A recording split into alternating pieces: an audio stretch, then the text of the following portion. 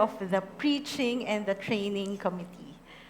And now po, nandito na tayo sa ating fifth topic of our series. Ayun, akala ko kaka-flash lang, nakalimutan na agad. Beautiful Jesus. Okay, this is the fifth na po of 6-part series. Okay, so as a refresher, ano po ba ang topic or ang series nating Beautiful Jesus? As a refresher po, ang gusto po nating i-aim dito sa series natin is to study characters and individuals. 6 characters in the Bible that how they encounter, the encounter they had with Jesus changed their lives. And hopefully, kung paano nila nakita si Jesus, the beauty of Jesus in their lenses, makita rin po natin ngayon at ma-apply natin in our daily lives. Amen? Ready na po? So, August na po, no? August 3 to be exact. Sino pa po dito nakakaalala ng mga goals that they set last January? Meron po ba? Ay, wala. Ayaw na mag-set ng goals kasi bakit? Baka hindi naman na-achieve, no? So for sure, meron po sa inyo na nag-set ng goals last January. And we are still now 5 months to go. Kasama po yung August. 5 months to go before the end of 2025. Okay, so meron dyan siguro po sa inyo may mga naka-check na sa mga checklist nila or yung iba ongoing. And I think it's still a go. Yung mission natin, it's still a go to completing those checklists. Kami pong mag-asawa last July, last month. So isa po sa mga goals namin na checkan na. Tatanungin niyo po kung ano. We celebrated po our 10th year anniversary. Yeah, thank you, Lord. Okay, so, ayan po. Ito po yung kasal namin. Totoong kasal. Yung totoong kasal namin 2015. And last month po, sabi namin nung January, ang goal talaga namin for our decade anniversary is that we will renew our vows.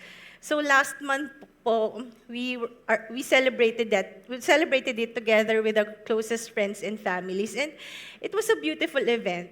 The same God, nung gumawa ng way, nung 2015 about the weather, He's still the same God na gumawa nung 2025. After the day after po nung wedding namin, ayun na po nag-start yung bagyo. This is a morning wedding, a sunrise wedding. So kayo po, I know meron din po kayong mga goals, whether it be personal, baka may mga skills kayo na, or new skills that you wanted to learn. Pwede din pong family. Ang dream nyo po or ang checklist nyo po for this year is maka-family travel kayo, or maybe a purchase or an acquisition or something. In career, maybe career development. Diba? Checklist yun. Siyempre, gusto mong mag-success in whatever you do. Diba? I'm showing excellence. I want to succeed. And of course, in your ministry, maybe this year, nag-target kayo na this year, I will join a ministry. This year, I will explore how to serve God more.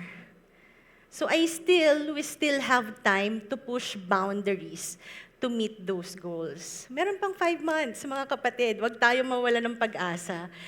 The mission of completing that, it's still a go. And besides, ano bang ibig sabihin ng mission? It's an important assignment carried out. It should be done. It should be done. So kaya natin yan. Meron pang pag-asa. 5 months pa. That's why the title po of our message for today is On a Mission. So makikita natin, meron pong mission, itong pag-aaralan natin, how Jesus' mission of encountering the individual we're going to study, how it changed the life of that person. And yung buhay lang ba yung nagbago? Hindi po. It's the whole community. And now, we pray that we will also take part of this mission of Jesus Christ. Because we are Christians, we should be living out how Jesus lived. Amen? Okay, so our passage for today will be coming po from the book of John. If you have your Bibles with you, you can open it, but if you don't have, you can just read it with me. I will just be reading the verses 21 to 26. This is the summary of the complete passage that we're going to study. Pero po, pag-aaralan natin, iisa-isahin natin mamaya, paano po nag-lead dito sa sinabi ni Jesus, itong conversation nila nung babaeng ito. So this is the story of Jesus and the Samaritan woman who was about to draw water from the well. Familiar po sa story? Yung iba familiar, right? But tignan natin kung ano yung mabibring out natin na perspective dito na hindi natin nakita before. Let's read. Verse 21, Jesus said to her, "Woman, believe me, the hour is coming when you will neither on this mountain nor in Jerusalem worship the Father. You worship what you do not know. We know what we worship, for salvation is of the Jews. But the hour is coming, and now is, when the true worshipers will worship the Father in spirit and in truth. For the Father is seeking such to worship Him. God is spirit, and those who worship Him must worship in spirit and in truth." Before we start, let's pray. Lord, maraming pong salamat sa araw na ito yung binigay mo sa amin. And Lord, right now, we just ask for your presence to surround this place and open our hearts, Lord God, sa word na ibibigay mo sa amin. Plant this seed, Panginoon, in our hearts. May this cause change lives. May this cause new perspectives, Lord God, and may this bring out new love for you, new love for the people na ibinigay mo sa amin ngayon. Maraming pong salamat. In Jesus' name we pray. Amen. Okay, so konting background lang po. We're going to study about the Gospel of John. It's in John chapter 4. So the Gospel of John was written by the Apostle John, one of the 12 disciples. John, the son of Zebedee. Or the disciple whom Jesus loved. Siyang John po yan. Okay? The audience po, ang primarily, ang audience po ng the Gospel of John are the Jews. But the Gentiles were also recipient of this Gospel. Kasi makikita niyo po, pag binasa natin po ang Book of John, hindi lang po siya yung nag-explain si John, but ine-explain niya kung bakit ganito yung tradition ng mga Jews. Okay? So, makes us na makita na hindi lang para sa mga Jews ito, kailangan maintindihan din po ng mga Hintil. And the aim of the book of John was to proclaim that Jesus is the promised Messiah, the Son of God. By believing in Jesus, people can have eternal life. And ito pong aim na to, makikita po natin yan in this passage that we're about to study. Ready na? Ready? Ay, nako, hindi ata nagpandesal sa baba, pastor. Ready na po ba? Dapat lagi tayong excited pag mag-aaral, di ba, ng salita ng Diyos. Ready na? Okay, start natin. Verse 1. Sabay-sabay po nating basahin.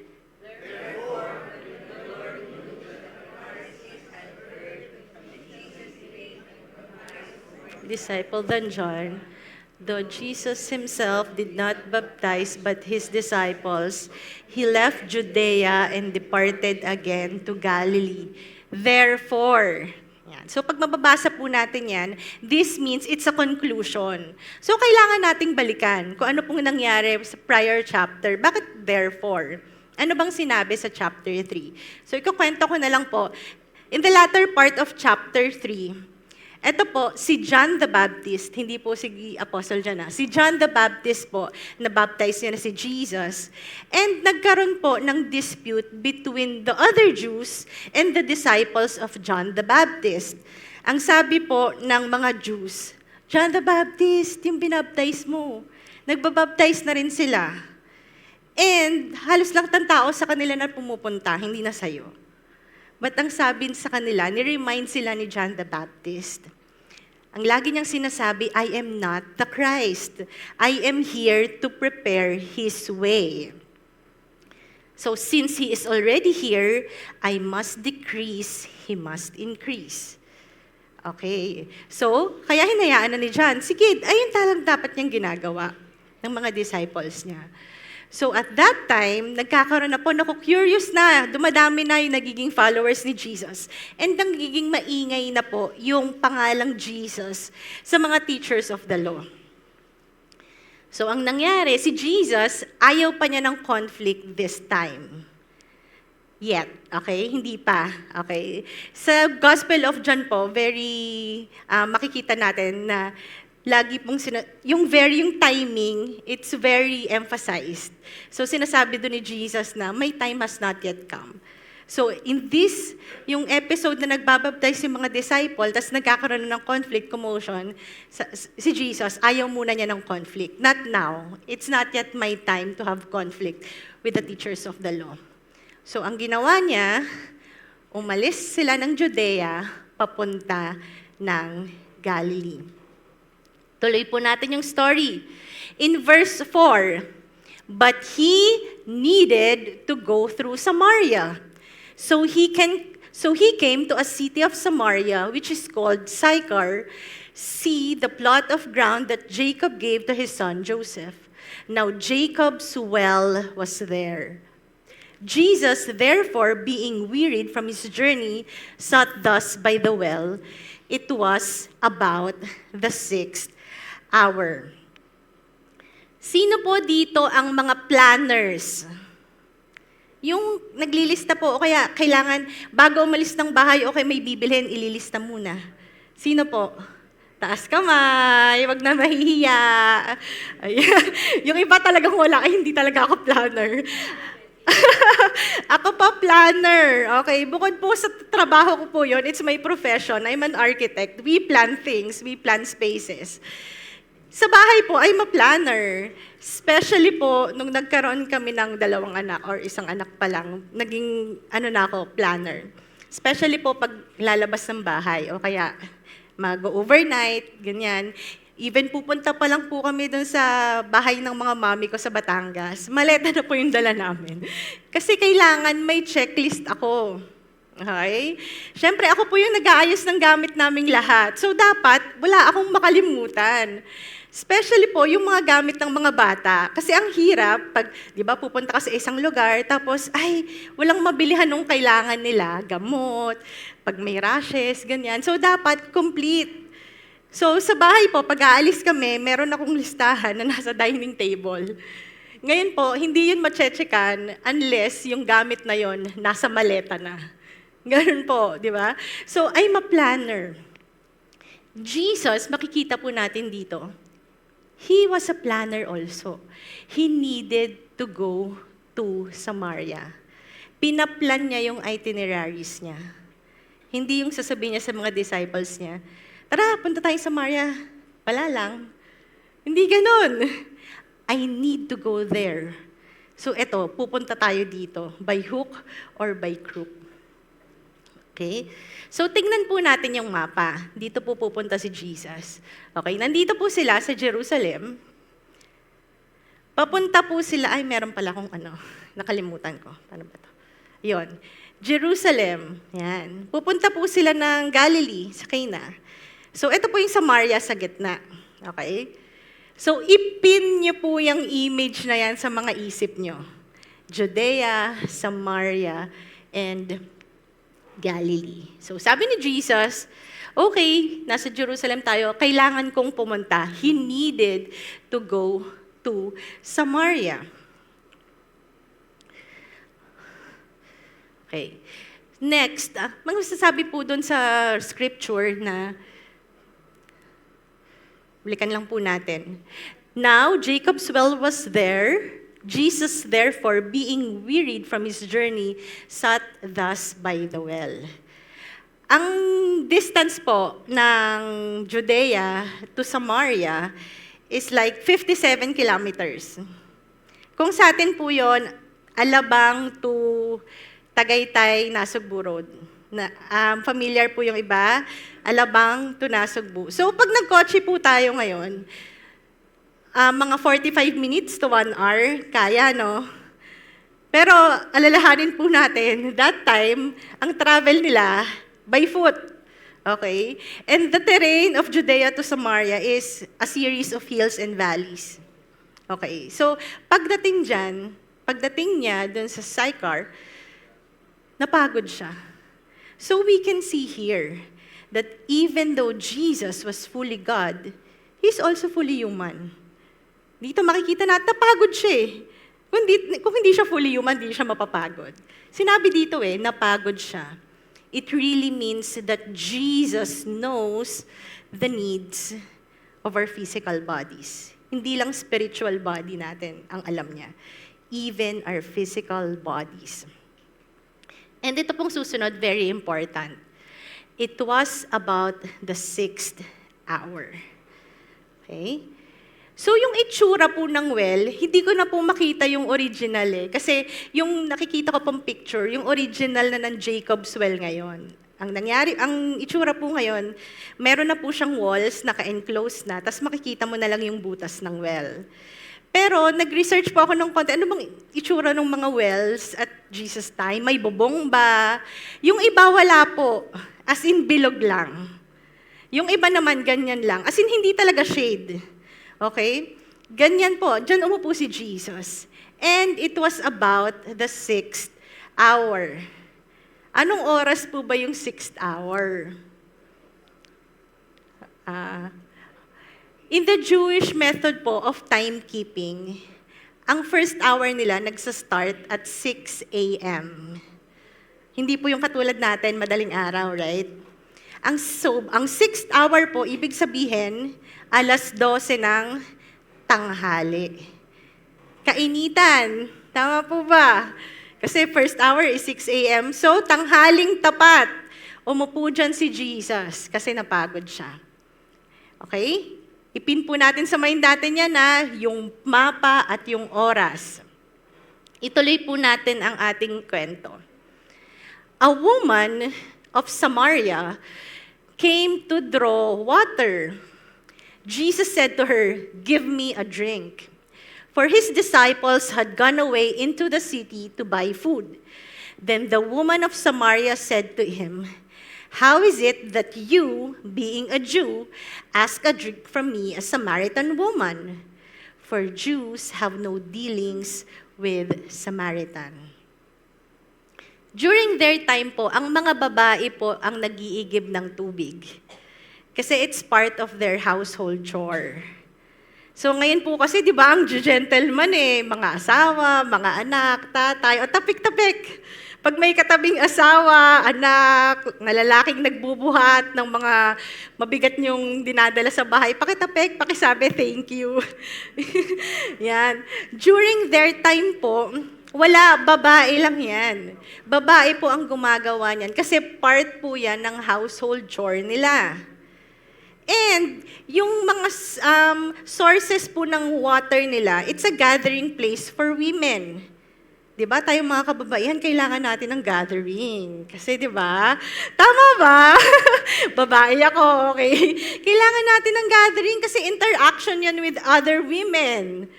Kailangan nating makarinig ng chismis. Hindi, joke lang po. May mga nagtawanan sa likod. Kita ko kayo. Okay, hindi po. Joke lang yon. But kailangan natin ng interaction with other women. Tama po ba?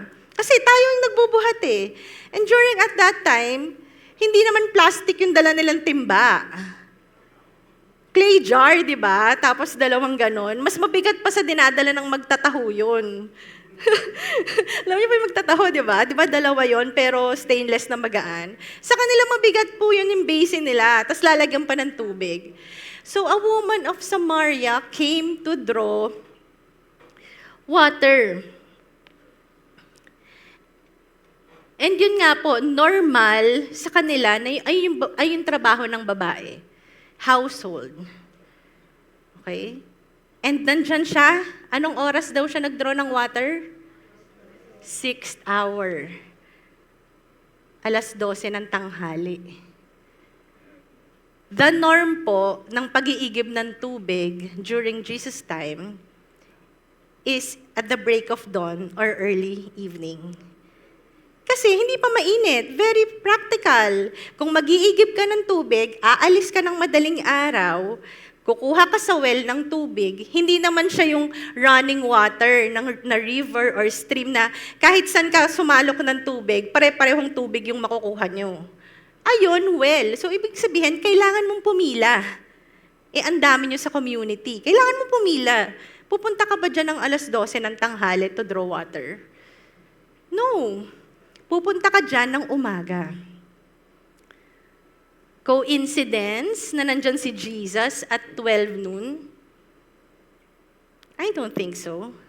Because ang sabi niya, He needed to go through Samaria. Kailangan kong dumaan ng Samaria to particularly meet this woman. And then ito si Jesus, andyan na nga yung babae, no? Muha ng tubig. Nag-small talk. Give me a drink. Kung kayong babae, kaya nga ako pupunta ng 12:00 ng tanghali. Ang meaning po kasi nun, nung ayaw mo makipag-interact with people, it means this woman was an outcast of the society. Ayaw niya makipag-interact with other women. May mga nagawa siya, or siya yung pinag-uusapan basically. Doon sa interaction ng mga woman, baka siya yung pinag-uusapan. So she preferred to draw water at this time of the day, yung wala siyang makakasama. Ganon yung kabigat yon. Imagine, Samaritan ka na, woman ka, and then, biglang pag-igib mo ng tubig, may isang tao, lalaki, give me a drink. Hindi yung hindi nag-please no? Please give me a drink. Di ba? Pupunta ka doon, ang ini-expect mo, araw-araw mo yung ginagawa So, pupunta ka, mag-iigib ka ng tubig, ini-expect mo, okay, some peace and quiet. Tapos biglang may lalaki doon, tapos bigyan mo akong tubig. Hindi pa hingi Bigyan mo ako ng tubig. Magugulat ako kung ako yun. Kasi kaya nga ako nagpunta ng ganong oras para wala akong ka-interaction. And it's not a norm for them na mag-usap po ang lalaki at babae nang sila lang dalawa nang hindi sila closely related to each other. Iniiwasan po nila yon. So Jesus, breaking the boundaries, kinausap yung woman, give me a drink. Kung ikaw, syempre, parang, aloof ka muna. Bakit mo ako kinakausap? Okay? At ang sabi dyan na Jews have no dealings with the Samaritans. Okay. Naalala niyo po yung map kanina? Judea, Samaria, Galilee. Ang dali lang, no? Straight line. Parang pwede mong tuhugin. Yan. From here to here. Diba? It's a straight line. Pinakamabilis para mas mabilis kang makakarating doon. But the Jews, during their time, they prefer to cross the Jordan River twice para lang hindi sila dumaan ng Samaria. It's not their usual route, yung ginawa ni Jesus na dumiretso. Ang route po ng mga Jews ay yung pula, ng mga Hudyo.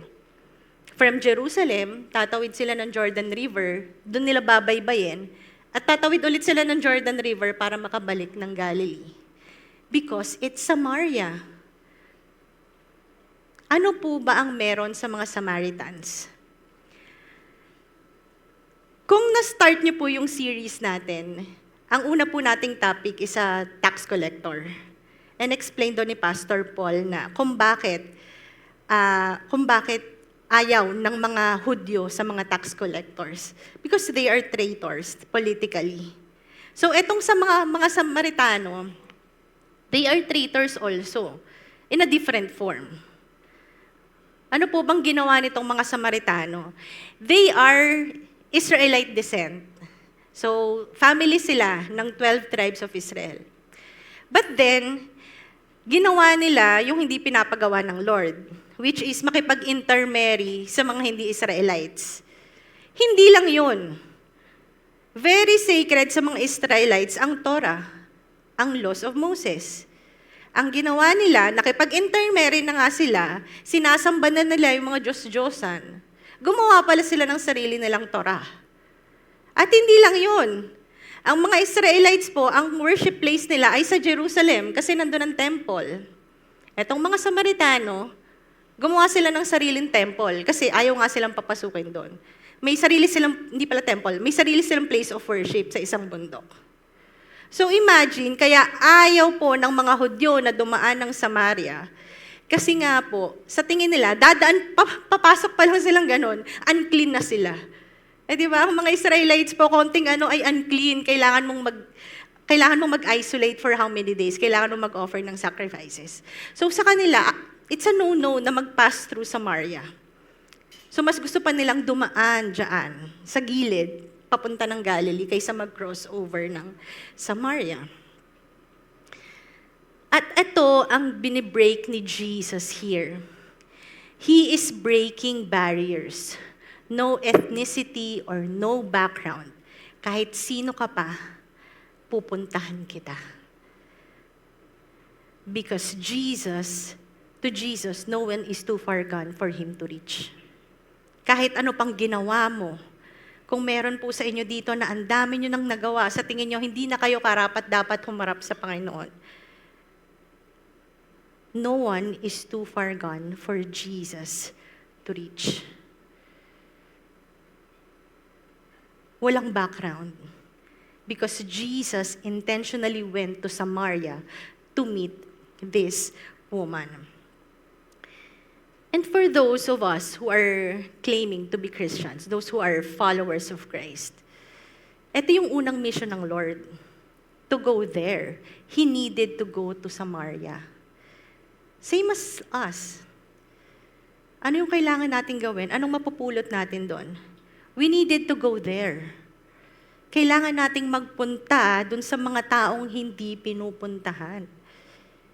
Kasi kung hindi, sino ang pupunta sa kanila? Amen?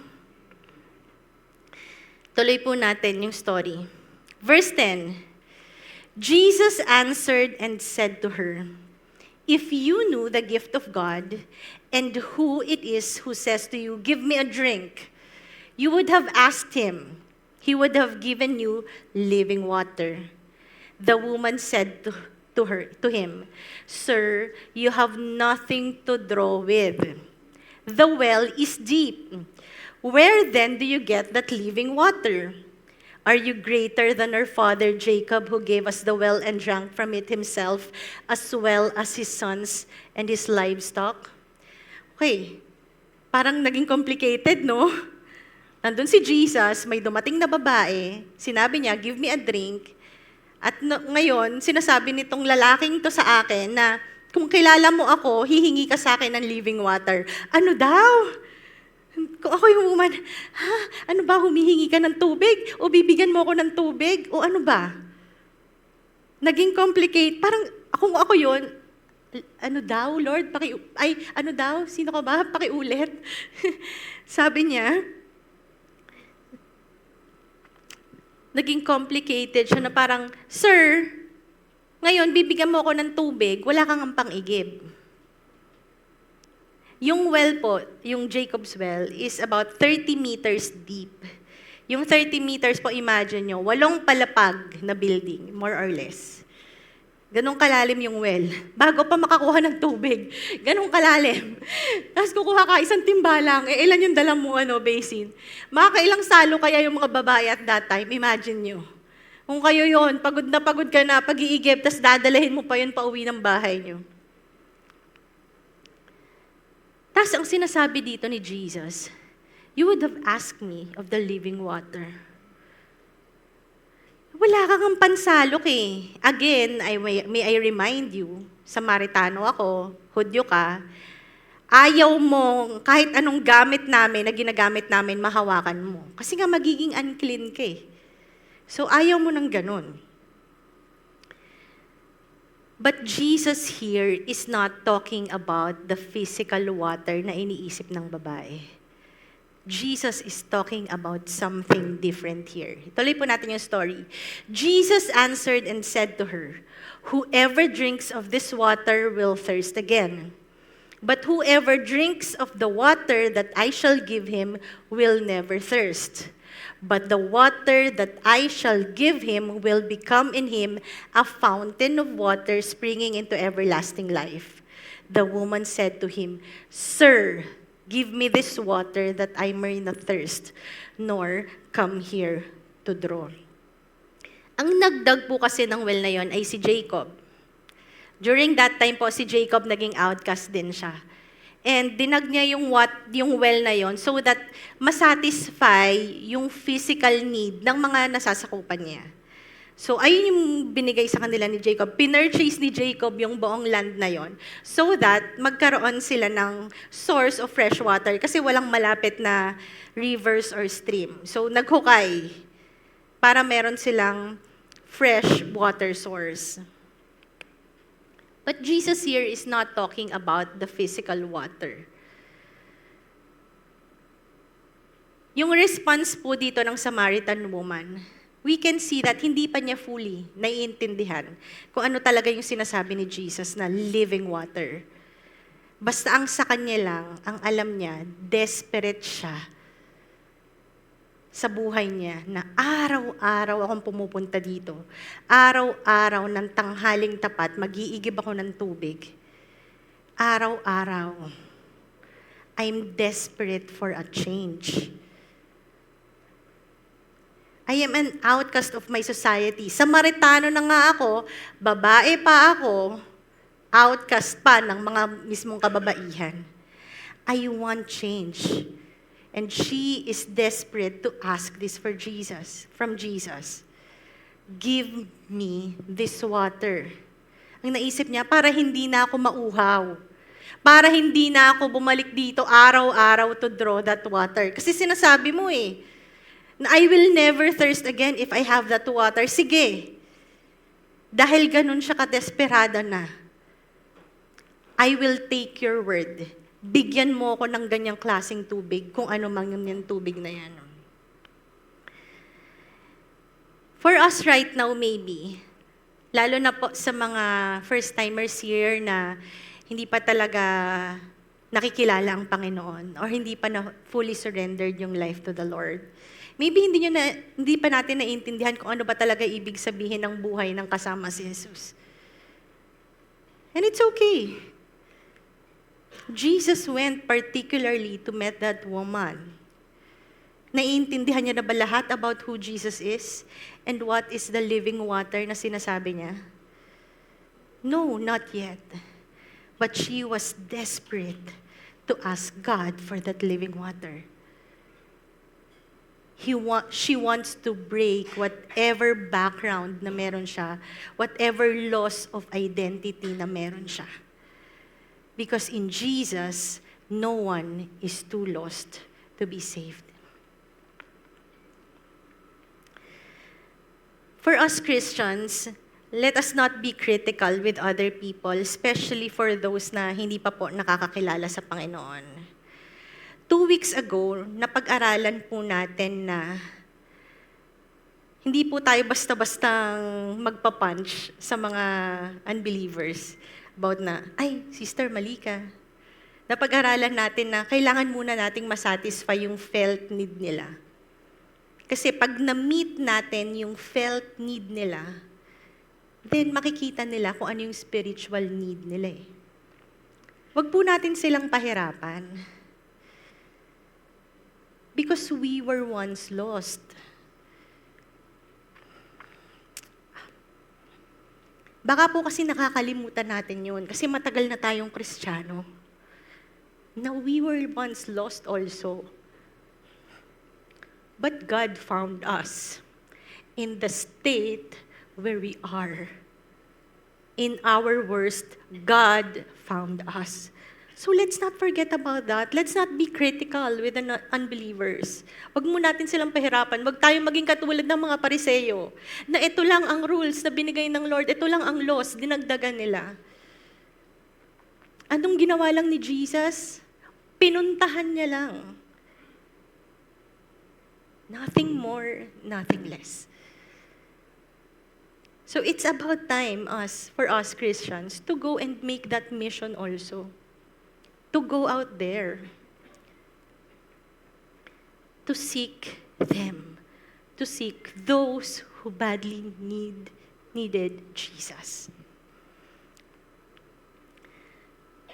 But Jesus knew better. Alam po ni Jesus kung ano talaga yung need ng babae. Is it the physical water? Is it just to quench the thirst? Is it just yung kapaguran na hindi na pag-draw ng water every day? Jesus knew better. Basahin po natin yung susunod na verse.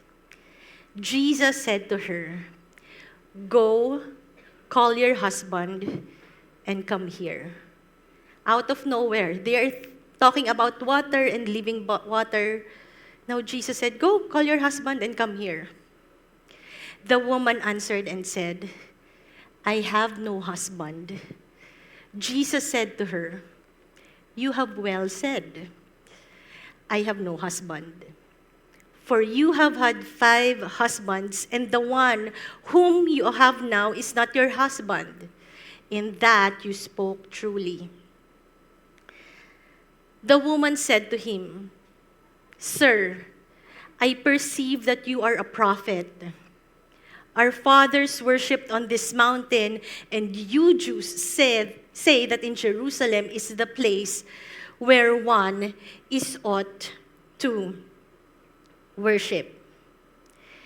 Jesus knew kung ano talaga yung pangangailangan ng babae by first addressing to her kung ano yung alam ng babae na need niya. Ang alam ng babae, ang kailangan niya, water. O di si Jesus, sige, I'll give you a living water. But Jesus knew better. Dito, ni-reveal ni Jesus Christ sa babae na, "Woman, I know you have your sin and your own shame." Meron kang naging 5 asawa eh. And yung kasama mo ngayon, hindi mo yan asawa. Ayan yung kailangan nating i-address. And the spiritual need of that woman is forgiveness. Pero ang sinabi dito ng woman, kita mo, "Sir, I know you are a prophet. Alam mo kung ano yung pinagdadaanan ko. Alam mo yung pinagdadaanan ko, pero paano ako makakapag-sacrifice? Paano ako makakapag-sorry sa Lord kung ang sinasabi niyong place of worship ay sa Jerusalem lang? Paano kami pupunta doon mga Samaritano? Hindi nga kami allow doon." Imagine this. Isang babae, ganon ang nararamdaman. She was full of sin and shame. There was no hope. Wala eh. Kung hindi pumunta si Jesus sa lugar na yun, wala talagang pag-asa yung babae. Bakit? Sino yung pupunta? Yung mga Hudyo nga iniiwasan yung Samaria eh. Sino yung pupunta sa kanila to tell? Wala. So this woman has lost all her hope. But then, Jesus met her.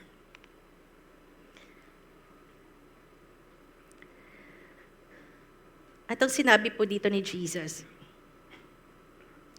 Jesus said to her, "Woman, believe me, the hour is coming when you will neither on this mountain nor in Jerusalem worship the Father. You worship what you do not know. We know what we worship, for salvation is of the Jews. But the hour is coming and now is when true worshipers will worship the Father in spirit and in truth. For the Father is seeking such to worship Him. God is spirit, and those who worship Him must worship in spirit and in truth." And these words of Jesus came as an assurance for that woman that I don't have to go anywhere else That I don't have to go somewhere else just to seek for God. Hindi na kailangan sa Jerusalem, hindi na kailangan sa mountain. But with Him, because He is Spirit, I can worship Him in spirit and in truth.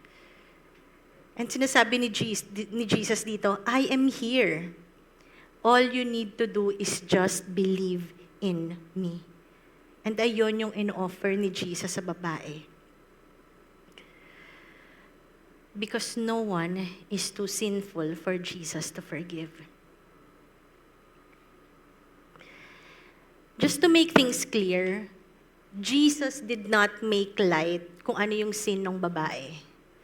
Hindi po siya nag-compromise. Hindi po sinabi dyan ni Jesus na, okay lang yung ginagawa mo. Walang ganong sinabi si Jesus. Naging very clear siya. Sinabi niya, tama ka. Wala kang asawa kasi nagkaroon ka ng 5 asawa. At ang kinakasama mo ngayon, hindi mo asawa.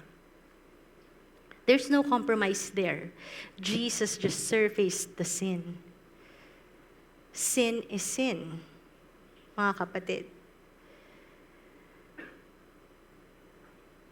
Living with someone you're not married with is adultery, and adultery is sin. But Jesus did not come to the woman to condemn her.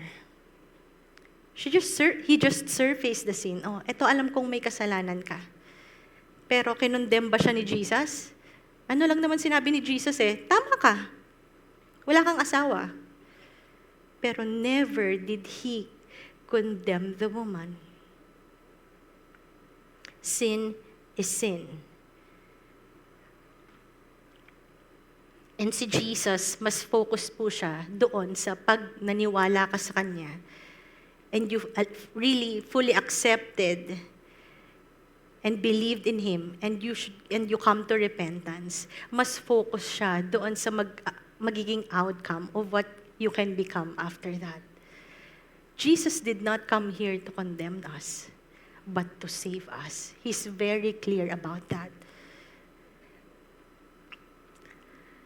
For the people here who thinks that you've already done the worst thing a man can do, na wala nang hope katulad ng babae. Grabe, punong-puno ng sin and shame yung woman Kung wala talaga si Jesus, kung hindi pumunta si Jesus doon, wala talagang pupunta sa kanya. Wala na siyang hope Kung andun po tayo sa stage na yon, there's still hope. Andyan po ang Panginoon for us. Kung andun kayo sa point na hiyang-hiya na kayo humarap sa mga tao, sa Diyos pa. Mga kapatid, tandaan nyo, Jesus needed to go to Samaria for this person. The person who has lost all hope. The person who was an outcast. The person who was rejected by her society. Walang hope. Pero pinantahan po siya ng Panginoon. And Jesus is breaking barriers to save her. And for Christians right now, si Jesus po, hindi talaga siya nag-condemn. So let us not do so. Ang kailangan po natin gawin is to be a part of that mission in seeking the lost. That's what we should do. Hindi po natin kailangan i-pinpoint sa mga taong kakilala natin kung ano yung kasalanan nila because probably they know it. Ang kailangan po natin, magbigay sa kanila ng hope na meron pang pag-asa para makawala ka diyan sa bondage na yan. So what's next for the woman? Recap lang po natin. Pumunta siya sa well, daily routine, umiigib ng tubig, may isang lalaki nanghingi ng tubig, ba't nabaligtad? Nag-offer ng tubig. And then na-reveal sa kanya yung kasalanan niya, yung sin and shame niya. And sinabi ni Jesus na, you don't need to come anywhere else because God is Spirit. You can worship, you can repent anywhere. What's next for the woman? In verse 25, the woman said to him, I know that the Messiah is coming, who is called Christ. When he comes, he will tell us all things. Jesus said to her, I who speak to you am He. Si Jesus hindi pa po naging public about who He is during this time. Hindi pa po niya public pinoproclaim that He is the Messiah. But He chose a Samaritan. He chose a woman. He chose an outcast to reveal who He is. So after everything that is said and done, sa tingin niyo po nakakuha ng tubig si Jesus? Ayun naman po yung kailangan ni Jesus noong una, diba? Give me a drink. Hindi niyo po ba natanong yon? Ako sa huli, nung binabasa ko to, nakakuha kayo ng tubig si Jesus. Basahin po natin. At this point, His disciples came. Ito na po, galing na sa city yung mga disipulo niya. Bumalik na. And they marveled that He talked with a woman. This proves the point na hindi nag-uusap ang mga babae at lalaki alone at that time.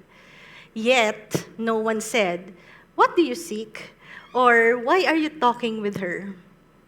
The woman then left her water pot, went her way into the city and said to the man, come, see a man who told me all things I ever did. Could this be the Christ? Then they went out of the city and came to him. No. Hindi nakalagay po dyan kung nakakuha ng water si Jesus. Ang nakalagay dyan, iniwan yung pot. Siguro sabi ng woman, ay, ang dami na nila. Kayo na lang yung mag-igiba. Baka lahat kayo humingi eh. Yeah, but joking aside, no. It's just a starting point. That simple word, give me a drink. It's just Jesus' way. A simple talk that Jesus did para makapag-start ng conversation doon sa woman.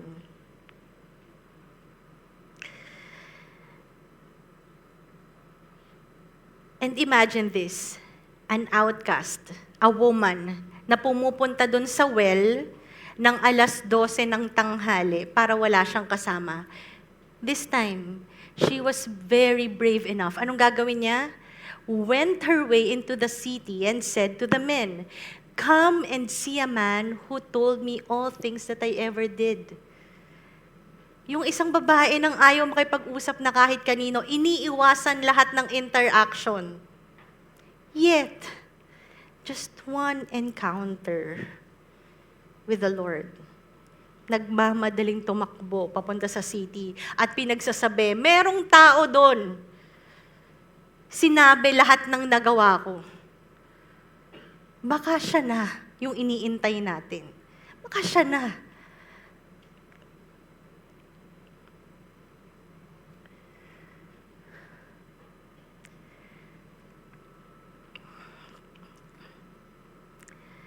And that action of speaking boldly, siguro po talagang at that time, yung mga Samaritano, wala na talaga din silang pag-asa.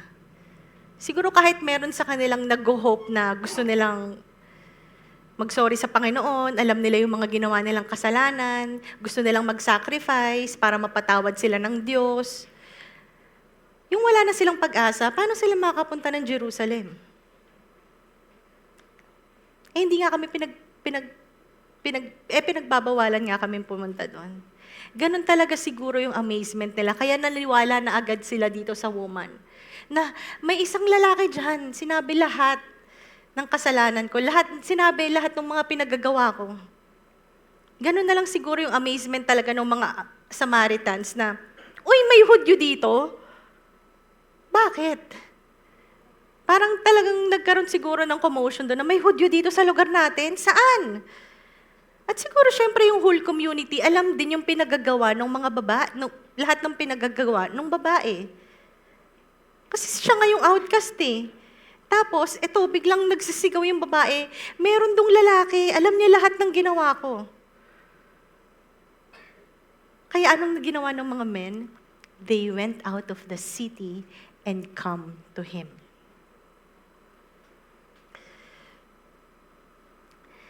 Jesus had a mission to meet the Samaritan. He needed to go through Samaria. Jesus had a mission to meet the Samaritan. Jesus had a mission to meet the woman, to seek her, to save her, to forgive her. Ano po yung sinasabi natin kanina nung ibig sabihin ng mission? It is an important assignment carried out. Jesus carried the mission to perfect completion in the life of that Samaritan woman.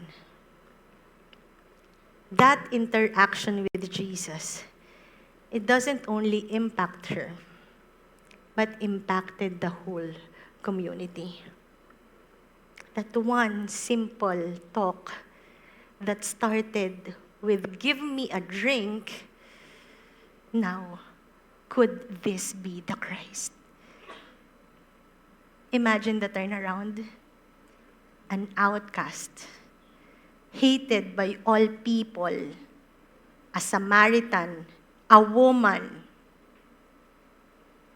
yet boldly proclaiming that, could this be the Christ? Could this be my hope? One soul became an avenue of change for her community. Does it end there? Does it end there? Na yung buong community, pumunta ko nasan si Jesus. Does it end there? Nadala niya yung community. Let's jump to verse 39. And many of the Samaritans of that city believed in him because of the word of the woman who testified, "He told me all that I ever did." So when the Samaritans had come to him, they urged him to stay with them, and he stayed there for 2 days. And many more believed because of his own word. Then they said to the woman, "Now we believe, not because of what you said, for we ourselves have heard him, and we know that this is indeed the Christ, the Savior of the world." Hindi lang sila naniwala, yung mga men na ito. Hindi lang sila naniwala na merong dong taong nagsasabi, may propeta, nagsasabi kung ano yung mga ginawa ng babae. Hindi lang ayon ang pinaniwalaan nila.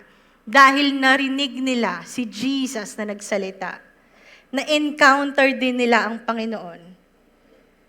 They believed that indeed, He is the Christ, the Savior of the world.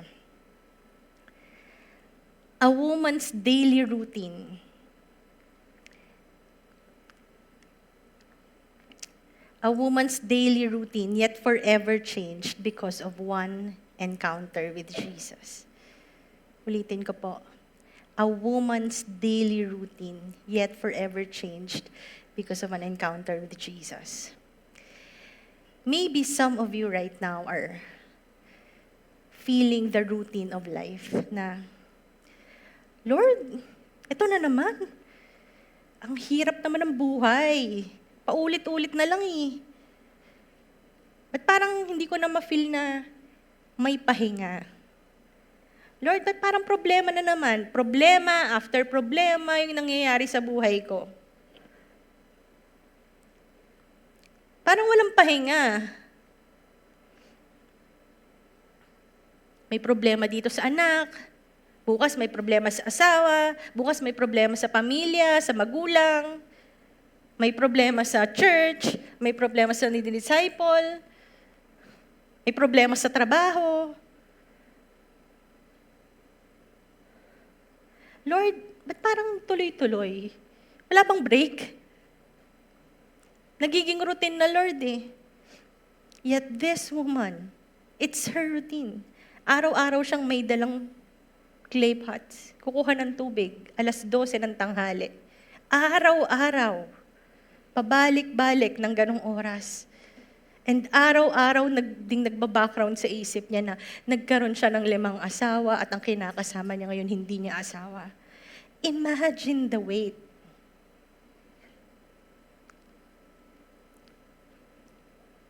But that one simple encounter with Jesus changed everything. So this is the challenge for us who already surrendered their lives to Jesus.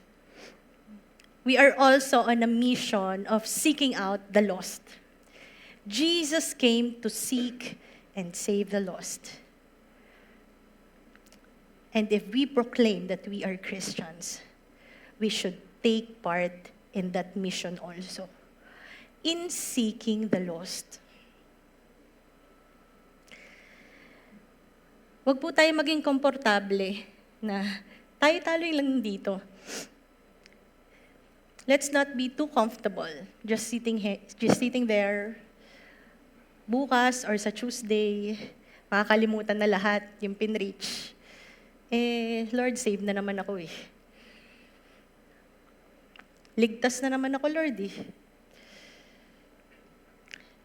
Let's not be comfortable with that surrounding, with that environment. Later, may Wing Group Sunday, right? For sure, many of you will meet. The same magnitude and the same longing, the same desire na gusto nating ma-meet yung kapwa nating kapatid para makapag-meet together, makapagkwentuhan, makapag-usap, should be the same magnitude and the same burden that you have for the lost.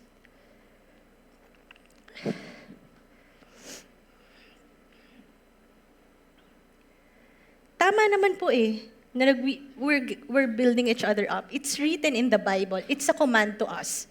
Now, we should build each other up, and we should not forget meeting together. Nasa Bible po yun, kailangan po natin yung ginagawa. But we should not forget the other part.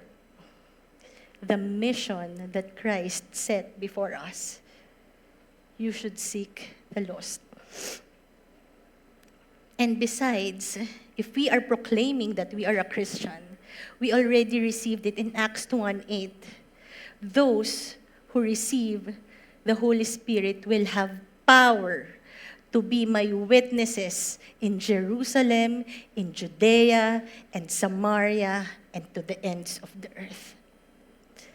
Let's not be comfortable with our Jerusalems. We should go to Samaria. We should go to the people na walang ibang pupunta sa kanila kung di tayo lang. Dahil kung hindi natin sila pupuntahan, sino? Iintay na lang natin na bumaba ang Panginoon. How about them? This is the mission that God has set before us. Kung gaano to kaimportante sa Panginoon na pinuntahan niya yung babaeng yun mag-isa, make it ours too. This is a big deal for us.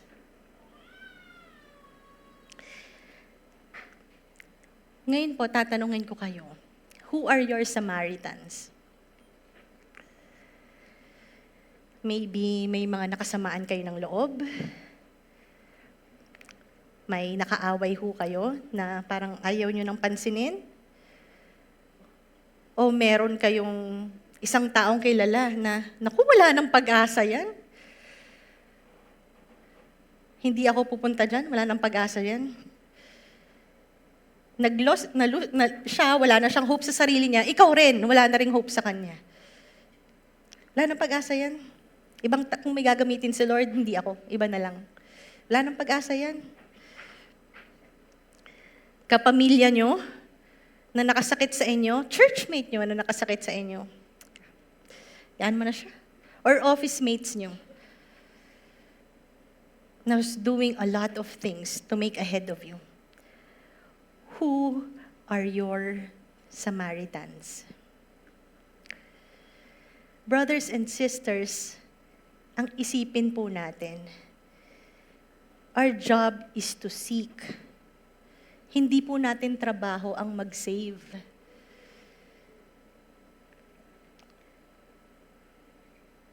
Minsan kaya tayo, ayaw na natin eh. Nakakapagod, ang tagal ko na to sinesharean, parang di nagbabago eh.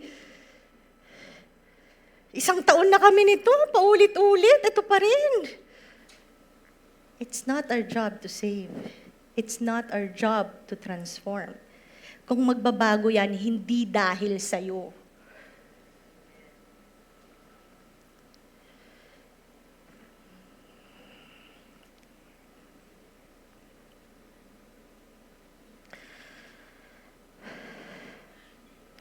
Let us be aware of the people around us. God is very intentional. He is putting people around you so that you will be the one to reach them. Huwag niyong hindi pansinin kasi nandyan yan for a purpose. And God wants to use you. Huwag mong iwasan ang Panginoon. Huwag mong sabihin iba na lang. No, it's in your circle. It's your job.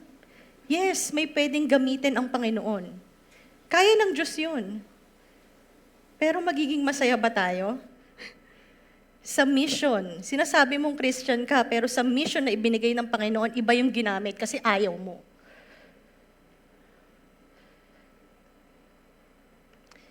This is the mission that Christ set before us. We should take part.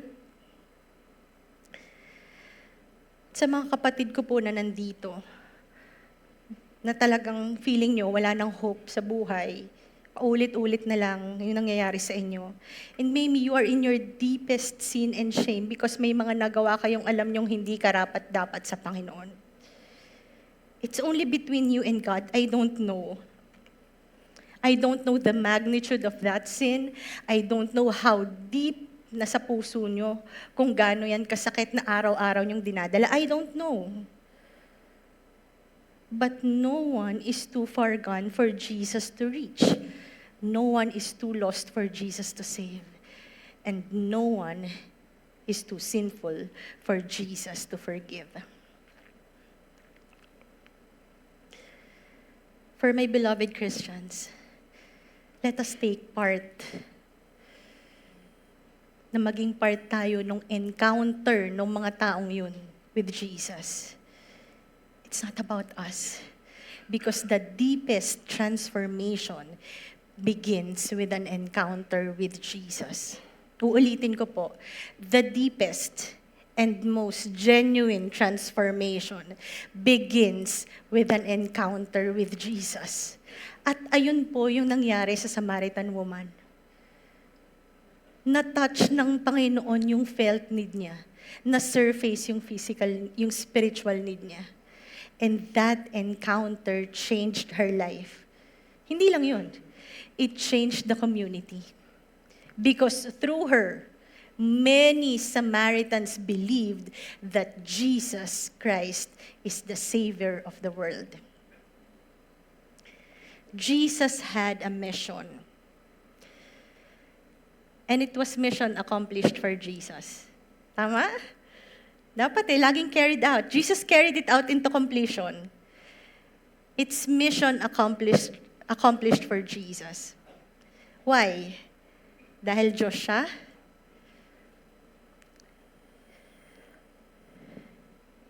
Jesus is mission accomplished. Why? Because He began in love, and He completed in love. Ito po yung wag nating kakalimutan.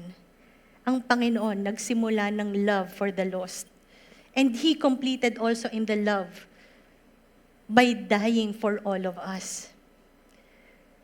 The same magnitude, kung ano yung pinagdadaanan ng mga taong hindi pa nakakilala sa Panginoon, pinagdaanan din natin yon. Maybe in a different form. But let's not forget our first encounter with Jesus. Let's not forget how worse we are back then. Because that transformation, our transformation, should fuel us para ma-reach yung mga taong yun so that they too can have that encounter with Jesus. So they too can see how beautiful Jesus is. kung tayo po in love sa Panginoon, hayaan din po nating makita ng ibang tao kung gaano kaganda at gaano kasarap sa Panginoon. Huwag tayong makontento lang dito, tayo lang. Because it's not the mission set before us. Jesus began in love, He completed in love. And tayo, may panahon pa mga kapatid. May panahon pa, may buhay pa tayo. Binibigyan pa kayo ng Lord ng additional na buhay to be in one with this mission. Huwag nating sayangin. Huwag yung sa huli tayo, ay sana, Lord, pag alam mong may sakit ka na, Lord, sana pala, naka-take part ako. Iintayin mo pa ba na nasa ospital ka na? Lord, sana, nasharean ko pala to.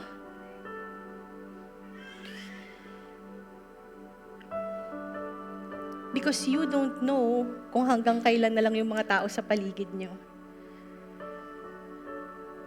Hindi nyo alam kung ano yung pinagdadaanan nila. Na ang kailangan lang pala nila is one person to say that God loves them. Let's take part in that mission. Because Jesus went to Samaria for it. To the people na wala ng hope, to the people na outcast, na wala nang ibang magsisave, si Jesus lang. Now tayo, nandito tayo eh. We are representative of Christ here on earth. Let us do our job. We should begin in love. We should take part of this mission that Christ has set before us. Huwag nating palagpasin mga kapatid. Every moment counts. Meron pang pag-asa. Jesus began in love and He completed in love. Let's all pray. Lord, maraming pong salamat sa oras na to. And thank you, Lord, for the realization, Lord God, of the character of that Samaritan woman. Lord, salamat sa openness ng character niya na sa amin ngayon, Panginoon, nakita namin na walang mahirap sa'yo, Lord. Kung routine na yung nangyayari sa buhay namin, Lord, we know that there is a way out of it and it's only through encounter with you. Lord, yung guilt namin sa mga kasalanan, ang lalim na. Hindi namin alam kung paano na makakaligtas dito. But Lord, you made a way for that Samaritan to know you. And Lord, you are the same God who met that woman. The same woman, the same God that we worship is the same God who met that woman. Walang imposible sa'yo, Panginoon. Because you offer us forgiveness and you offer us salvation. And Lord, I'm praying for my brothers and sisters right now who are Christians, that hayaan mo pong mag-take part kami, Lord God, in this mission that you have set before us, to seek the lost. Because, Lord, time is running out. Hindi din namin alam, Lord, kung gaano kami katagal na nandito. But, Lord, may our time, Lord God, be maximized for your glory. And, Lord, let us seek the lost, not for anything else. But Lord, because we want them to see the love, the same love na ibinigay mo para sa amin. Lord, I'm praying for power, for anointing, Lord God, for opportunities, Panginoon, for my brothers and sisters, Lord God, so that they can reach souls, Lord God. I am praying for opportunities, Lord God. And Lord, once that opportunity come, I pray for power for these brothers and sisters to take that opportunity so that they can take part in the mission, Lord. Maraming pong salamat, Lord. And Lord, may this stir up our hearts to loving you more, and to loving others more. In Jesus' name we pray. Amen.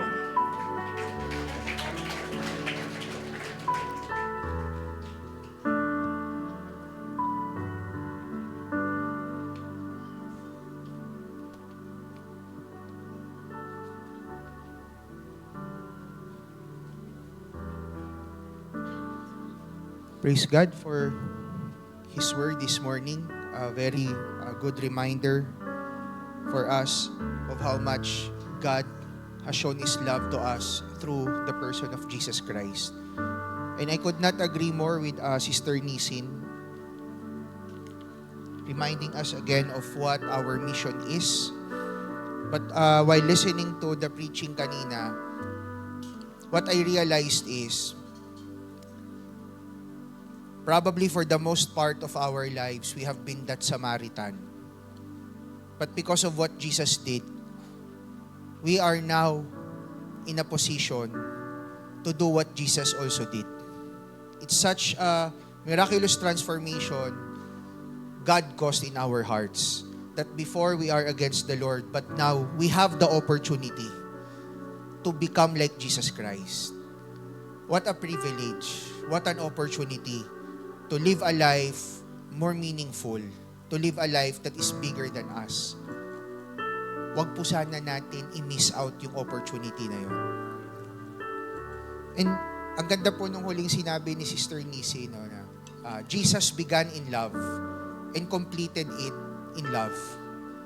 As we go out there and do the mission, that's what we should carry first and foremost. That we carry the love that God has for us. Kaya po, it's always important for us to be reminded of how much God loved us. So that the love of God that we have experienced will also compel us to love others, so much so that we will also offer our lives for them. I don't mean to preach, no, pero nowadays, offering our lives for them could mean people will bash us, could mean people will question us. But if that's what it takes, brothers and sisters, let's do it. Because that's what it also took Jesus to show His love for all of us. So at this moment po, let us allow ourselves to be reminded by how much God has loved us through what Jesus Christ has done for us. 1 Corinthians chapter 11, verse 23, "For I received from the Lord what I also delivered to you, that the Lord Jesus on the night when He was betrayed, took bread, and when He had given thanks, He broke it and said, 'This is my body, which is for you. Do this in remembrance of me.'" Sabay-sabay po natin kainin ng tinapay.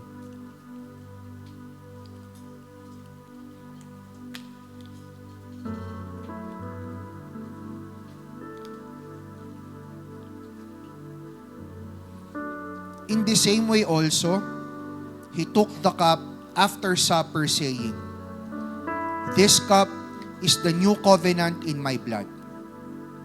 Do this as often as you drink it in remembrance of me." Sabay-sabay po nating inumin ang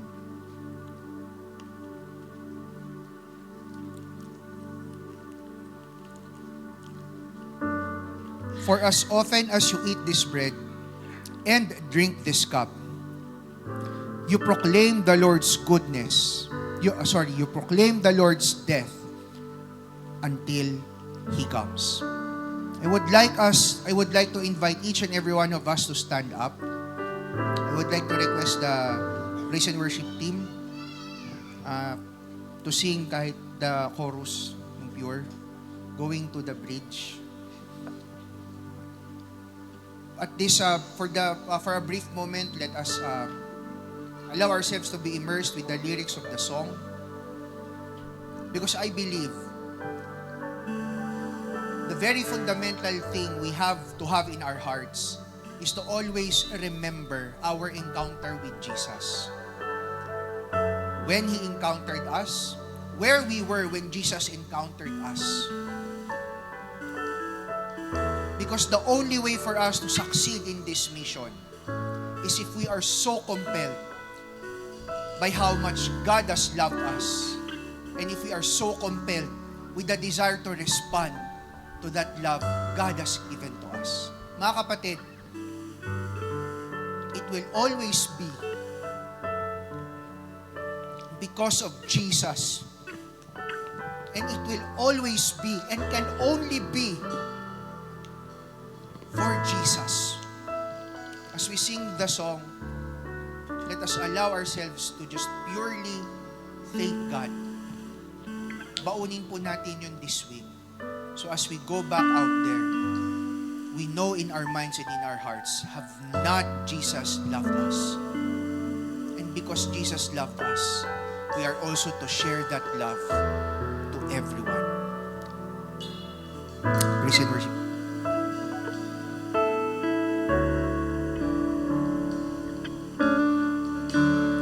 Not for anything that I could gain, just to honor you and bring you praise. Like a fragrance broken on the floor, may my worship be pure. There's no motive, there's no hidden catch. Here's my all and I don't want it back. Like a fragrance broken on the floor, may my worship be pure. Pure thanks, pure praise, nothing in the way. My heart, my love, this is all it was. Not for anything that I could gain, just to honor you and bring you praise. Like a fragrance broken on the floor, may my worship be pure. There's no motive, there's no hidden catch. Lord, here's my all and I don't want it back. Like a fragrance broken on the floor, may my worship be pure.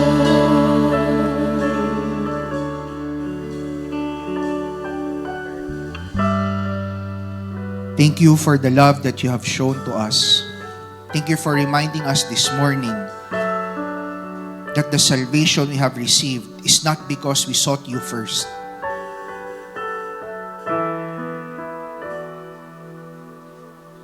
But it's because you have made every way to reach out to us so we can respond to you. Have not because of what you have done. Like the Samaritan woman, we would have not had any chance to encounter you. And Lord, may our encounter experience with you compel us to obey you. And we will do it because we love you. In this church, Father, in this house,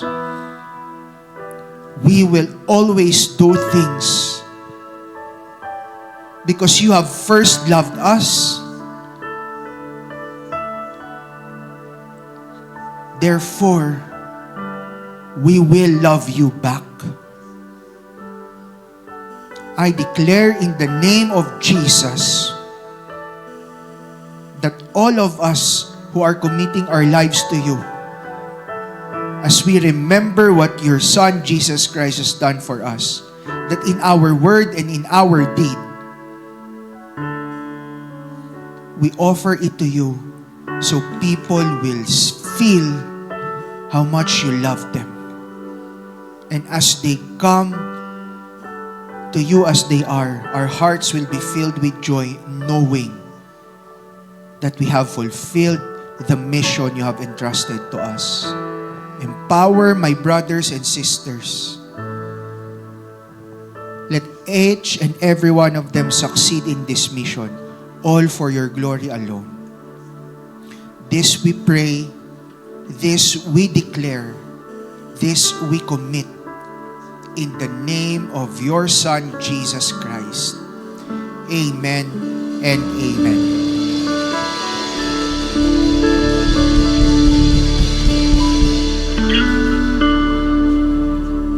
Thank you, Pastor MJ. Sige po, let's all prepare our tithes and offerings as we go through the next part of this worship service. If right in front of you are envelopes, so please use them you could put your tithes and offerings there. And if you're ready, can we please raise those envelopes today as a sign of offering unto our God. Let's pray. Dear Lord Jesus, just like the Samaritan woman, O God, you see us not for our past, O Lord, but for our potential and who we truly really are. And Lord, you love us, O God, into transformation. Lord, as we give our tithes and offerings today, O God, may our giving be a response to the same love that changed us. And Lord, may you use these gifts to bring hope, healing, and new beginnings to others as well, O Lord. And Lord, let love flow through our generosity just as your love flowed into our lives. In Jesus' name we pray. Amen. Sige po.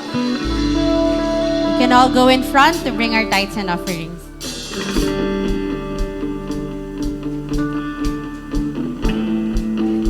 Ayan. To those who would want to give in alternate ways, we have a bank account in BDO. You can choose to transfer your tithes and offerings there. The details are flashed on screen. As you go in front, we also would want to encourage you to drop your prayer requests and answered prayers in the small box in the middle. We have a team of intercessors praying for those prayer requests, and we would also want to praise God for our answered prayers. Some announcements for today. And we would want to welcome the newcomers on site and online. I believe may newcomers po tayo dito. Hindi lang sa akin na ibigay ang pangalan. Pero I know that there are newcomers. Kung yung may mga newcomers po, kaway-kaway po. May kaway po. Ayan, sige. And as we see them, may we give and extend the warm wind alabang welcome. Some announcements, YA Fellowship. Saan ang mga YA? And this August 16, 2025 at 2 p.m., YA Fellowship will resume with the topic about entrepreneurship and financial management. Ang pogi naman nung nasa screen. May guest speaker tayo, si Mr. Patrick Sutare. And yung poging-poging nasa screen natin, ang ating panelist, si Brother Jay Samson. Venue will be here at Win Alabang Main Sanctuary. So, ang topic is Sana All. And then next, we would want to call the Ladies Fellowship. Asan yung mga ladies? We invite all ladies to join us for a Zumba and breakfast fellowship every second and last Saturday of the month at 7 a.m. here in Win Alabang. So we have to take care not just of our spirit but also of our bodies. And lastly, hindi pa pala last, meron pa po, just a reminder as well, basic biblical counseling is still being made available for the members of this church. So if you are in need of individual counseling, couples or family counseling, crisis intervention, conflict management, or you would want to help guidance, to help seek guidance on ministries, or if you want to join a ministry, this is your safe space.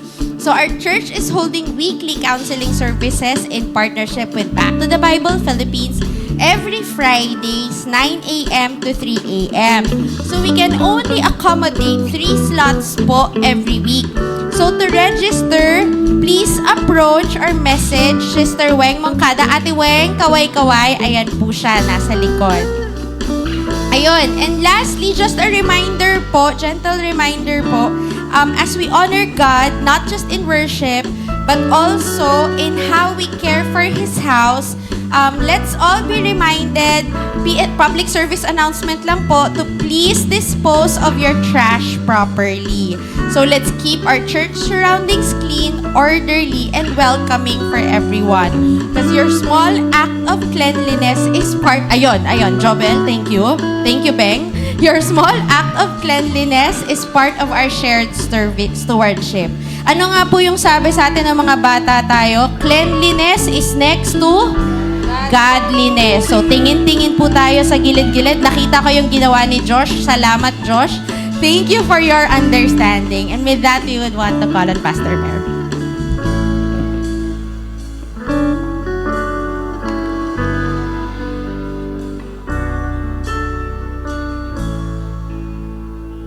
Pwede po tumayo tayong lahat. Tagapin po natin yung, bago pala, no? Sandali. Yung po mga praise and worship team and dance ministry and the tech team will have a very short meeting after this. Okay? Sige po, taas po natin mga kamay and let's receive the benediction that comes from the Word of God.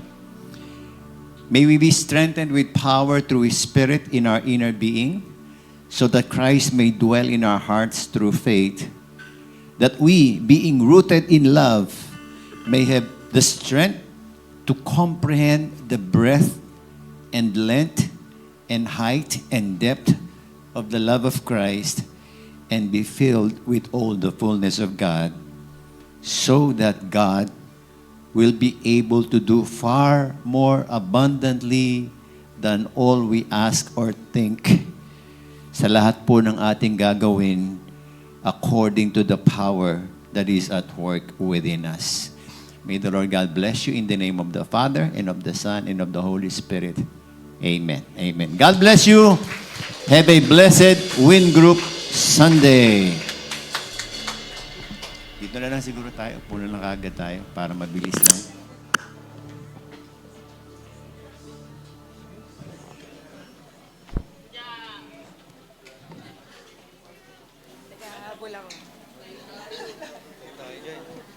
Natakot na wala nang tumutok. Kaya wala.